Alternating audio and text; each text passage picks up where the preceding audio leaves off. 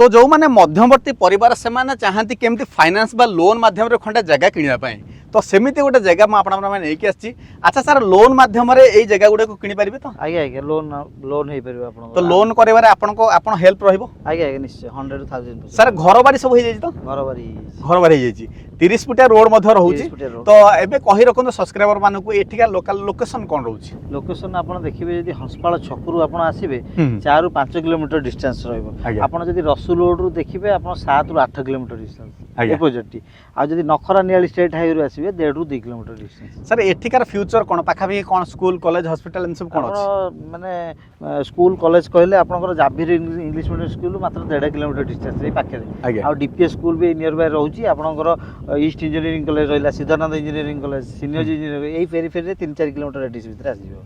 तो एते बढ़िया लोकेशन जदि आपन चाहुचंदे किनिबा को जगह तो आसंतु प्लॉट विजिट करंतु सर डॉक्यूमेंट वेरीफाई पे सब मिल जो डॉक्यूमेंट सब मिल जो हमरो सेटलमेंट रो इसी हमें रखिछु आपन को देई परिबो 85 रो आ आपनकर रहिला पट्टा भी अछि जहाँ आपनकर सैलरी जहाँ चाहिए हमें सेटा प्रोवाइड कर